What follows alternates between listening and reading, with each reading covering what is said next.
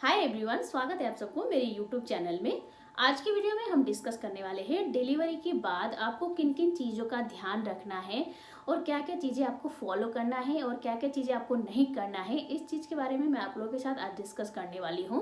Normally मैंने जब first baby किया था तभी मुझे भी नहीं पता था कि डिलीवरी के बाद क्या क्या चीज़ें हमें करना है और क्या क्या चीज़ें नहीं करना है।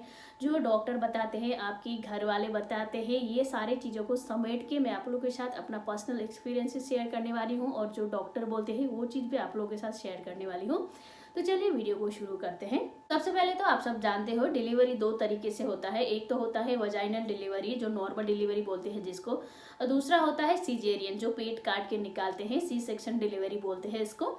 ये दो तरीके से हमारा बर्थ होता है, हमारे बेबी का बर्थ होता है। तो दोनों ही टाइम में हमें टाँके जरूर लगते हैं। आजकल पहले पहले तो नॉर्मल डिलीवरी करते थे घर पे, उनको टाँके नहीं लगते थे। आजकल हॉस्पिटल में जो भी करते हैं उनको नॉर्मल डिलीवरी में भी टाँके लगते हैं और सी सेक्शन में भी टाँके लगते हैं।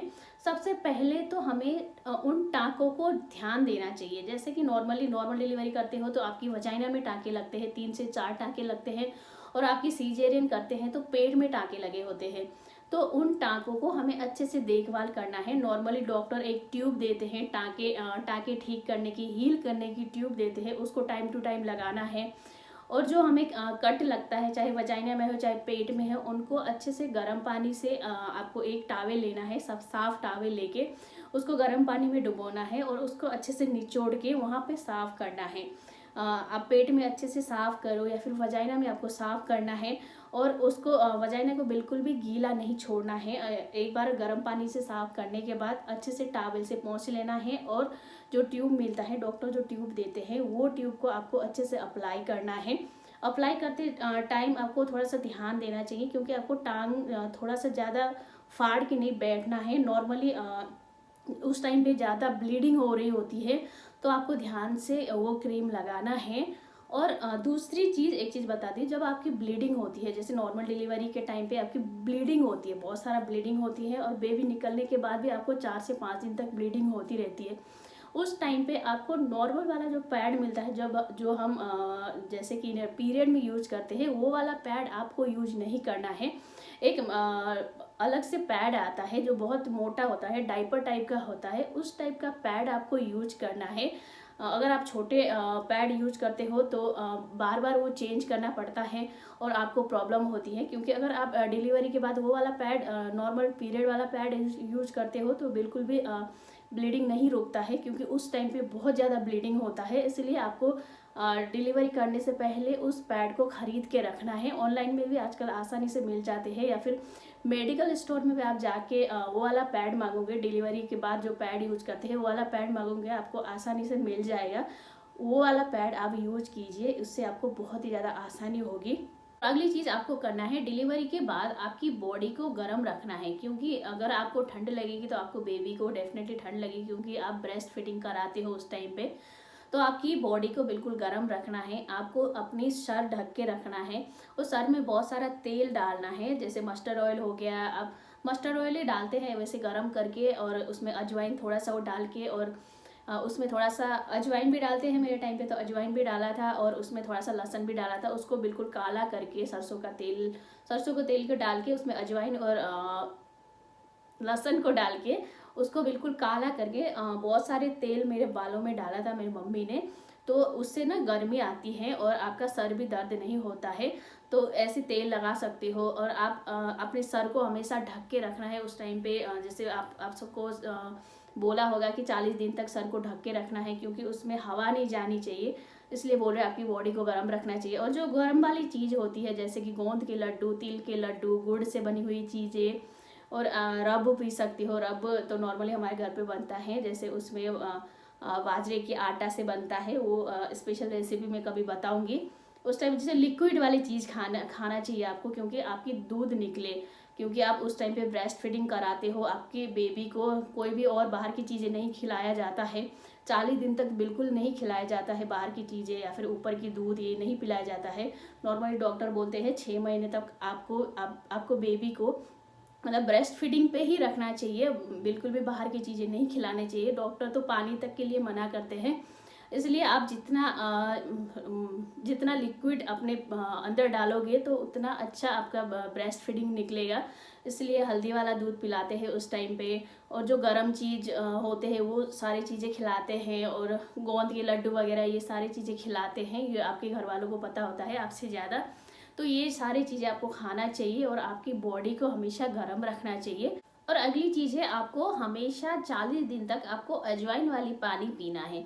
नॉर्मली आपके बड़े पिलाते हैं, बट आपको भी ध्यान रखना है, अगर आप अकेले रहते हो या फिर आप अपने हस्बैंड के साथ ही रहते हो, आपके घर में बड़े कोई नहीं है, तो आपको 40 दिन तक बिल्कुल अजवाइन वाले पानी पीना है। अजवाइन को आप अच्छे से मतलब 2-3 लीटर पानी में 2-3 चम्मच अजवाइन डालिए और अच्छे से उसको उबाल दीजिए और हल्का लूकवार्म होने दीजिए, और उसको थर्मस में डाल के रख दीजिए। जब भी आपको प्यास लगे आप वो अजवाइन वाली पानी पीजिए।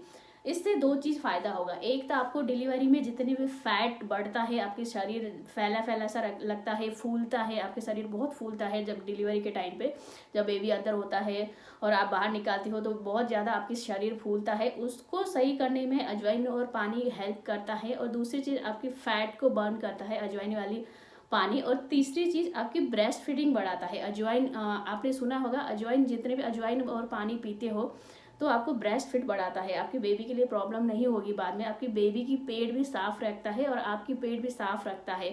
अगर उस टाइम पे आपको कब्जी भी बहुत ज़्यादा होती है, जब आप डिलीवरी करते हो उस टाइम पे आपकी कब्जी बहुत ज़्यादा होती है, तो अजवाइन वाले पानी अगर आप पीते हो तो आपकी कब्जी भी ठीक होगी, आपकी चेहरा भी ग्लो करेगा, और आपकी मतलब अंदर से जो जितनी भी चीज़ें होती है डिलीवरी करने में, आप सब जानते हो कितने सारे प्रोसेस होता है और हमारी बॉडी बहुत कमज़ोर होता है, जितने भी अंदर जो भी प्रॉब्लम होती है उसको हील करता है अजवाइन पानी। इसीलिए बोलते हैं आपको 40 दिन तक अजवाइन और पानी पीना चाहिए। अजवाइन वाले पानी मतलब अजवाइन को पानी में उबाल के आपको रख के हल्का हल्का लुकवार्म करके आपको पीना है। उससे क्या होगा, आपकी जो इतना फूला फूला हुआ पेट होता है वो भी कम होता है। तो अजवाइन वाले पानी के बहुत सारे फ़ायदे हैं, इसलिए आप हो सके तो 40 दिन तक कंटिन्यू अजवाइन वाले पानी पीजिए। ठंडा पानी बिल्कुल ना पीजिए, इस टाइम पे ठंडा पानी बिल्कुल अलाउड नहीं है। आप मटके का पानी पी सकते हो गर्मी में, बट फ्रिज का पानी आपको बिल्कुल नहीं पीना है, नहीं तो आपको और आपकी बेबी को प्रॉब्लम होगा। डिलीवरी के बाद ध्यान रखने वाली अगली चीज़ है, जब आप डिलीवरी करते हो तब भी आपकी शरीर बहुत ज़्यादा कमज़ोर होता है और आंखें कमज़ोर होती है और सर कमज़ोर होता है, स्पेशली डिलीवरी करते टाइम। तो उस टाइम पे आपको मोबाइल फ़ोन का ज़्यादा इस्तेमाल नहीं करना है। जैसे कि आप हमारी आदत है कि मोबाइल देखते रहना, रात रात को भी मोबाइल देखना और मोबाइल चलाते रहना, ऐसे करते हैं, हमारा आदत हो गया है कि मोबाइल देखे बिना नींद नहीं आती है। उस चीज़ को हमें कम करना है। मिनिमम 40 दिन तक आपको मोबाइल कम से कम यूज करना है, और आपको कान में भी बहुत ज़्यादा ईयरफोन भी नहीं लगाने हैं, और कान में ज़्यादा फ़ोन लगा के बात भी नहीं करनी है, इससे आपकी सर में दर्द हो सकता है। इसलिए आप 40 दिन तक कम से कम फ़ोन का इस्तेमाल कीजिए। अगर किसी का फ़ोन आ रहा है तो आप स्पीकर में रख के बात कर सकते हो नॉर्मली। जैसे हम ऐसे स्पीकर में लगाते हैं तो कान में लगाने की ज़रूरत नहीं है, तो इसीलिए आप स्पीकर में रख के बात कर सकते हो। और टीवी ज़्यादा नहीं देखनी है आपको, और मोबाइल ज़्यादा नहीं देखना है, क्योंकि इससे आपकी आंखें भी कमज़ोर होगी और सर भी कमज़ोर होगा। और अगली चीज़ है, आपको स्ट्रेस नहीं लेना है, टेंशन नहीं लेना है। आपने बहुत जनों को ऐसा सुना होगा कि डिलीवरी के बाद माँ चिड़चिड़ी हो जाती है, इसको बोलते हैं पोस्टर्म डिलीवरी डिप्रेशन। ये बहुत जनों लेडीज़ को आजकल हो रहा है पोस्टर्म डिप्रेशन, कि अगर पहली बार माँ बन रही है तो ज़रूर उसको तो होगा ही होगा, क्योंकि वहाँ पे बहुत सारे प्रॉब्लम होती है, बहुत सारे हार्मोनल चेंजेस होते हैं। जब आप एक बच्चे को जन्म देते हो, अपने यहाँ से एक बच्चे को निकालते हो, तो आपकी बहुत सारे हार्मोन का चेंजेस होता है उस टाइम पे। और बच्चा होने के बाद बहुत सारे ऐसे परेशानी होती है, जैसे आप रात को नींद नहीं होती है, बार बार बच्चा उठता है 2-2 मिनट में, 2-2 घंटे में, 1-1 घंटे में, तो आपकी नींद भी पूरी नहीं होती है, बच्चा पोटी करता है, सूसू करता है, आपको ब्रेस्ट फीड करानी पड़ती है उस टाइम पे।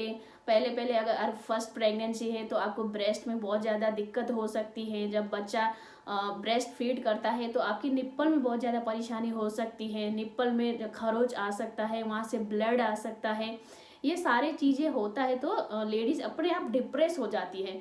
तो उसको आपको कंट्रोल करने के लिए ये पहले से ही समझना होगा कि आपके साथ आपकी बेबी होने के बाद ये चीज़ें हो सकती है। जैसे कि आपको नींद की दिक्कत हो सकती है, आपकी आपको जो निप्पल में दिक्कत है होना है वो भी हो सकती है। तो ये चीज़ आप पहले से ही सोच के चलोगे, डिलीवरी की पहले से ही सोच के चलोगे तो आपको उस टाइम पे कम डिप्रेशन होगा, क्योंकि आपको पहले से ही पता होगा कि हाँ मेरे साथ ये चीज़ें होने वाला है। तो आप उस चीज़ को उसी टाइप से आप उसको सही से करते जाओगे तो आपको डिप्रेशन होने की चांसेस बहुत कम है। इसलिए आपको पहले से ही माइंड प्रिपेयर रखना है कि आपकी डिलीवरी के बाद आपको ये चीज़ें हो सकती है। तो इसीलिए ये सारी चीज़ें आपको हो सकती है, डिप्रेशन हो सकती है। तो डिप्रेशन को आप कंट्रोल कीजिए, स्ट्रेस कम लीजिए और नींद पूरी करने की कोशिश कीजिए। जब भी कभी बच्चा उठ जाता है तो हो सके आपके पास में हस्बैंड है या फिर आपकी सास है या फिर आपकी मम्मी है, तो उनको बोलिए 2-3 घंटे के लिए मेरे बेबी को संभालो। तो आप हो सके तो पूरी रेस्ट करने और पूरी नींद लेने की कोशिश कीजिए। इस टाइम पे फैमिली वाले भी हेल्प कर देते हैं। आप जितना हो सके स्ट्रेस लेवल को कम कीजिए और सबसे ज़्यादा तो आप नींद सोने की कोशिश कीजिए, बहुत ज़्यादा नींद लेने की कोशिश कीजिए, क्योंकि आपको ही उठना है बार बार। 1-1 घंटे 2-2 घंटे में बेबी सूसू करेगा, पोटी करेगा, रोएगा, दूध के लिए वो उठेगा, भूख लगेगी, तो आपकी नींद डिस्टर्ब होना ही होना है। इसलिए जितना हो सके दिन में होए रात में होए आप जब भी टाइम मिले आप सोने की कोशिश कीजिए, रेस्ट करने की कोशिश करिए। तो ऐसे करेंगे तो आपको पोस्टम डिप्रेशन जो है वो नहीं होगा। और अगली चीज़ है, डिलीवरी के बाद आपको कब्ज होने नहीं देना है, क्योंकि बहुत सारे लेडीज़ को ये परेशानी होती है डिलीवरी के बाद कब्ज होता है। ऐसे नॉर्मली पूरी प्रेगनेंसी में आपको ये कब्ज की परेशानी आती है। इसलिए बोलते हैं मतलब प्रेगनेंसी के टाइम पे भी घी या फिर कैस्टर ऑयल का यूज करना चाहिए। इससे नॉर्मल डिलीवरी भी होती है और कब्ज का जो प्रॉब्लम है वो भी दूर होता है।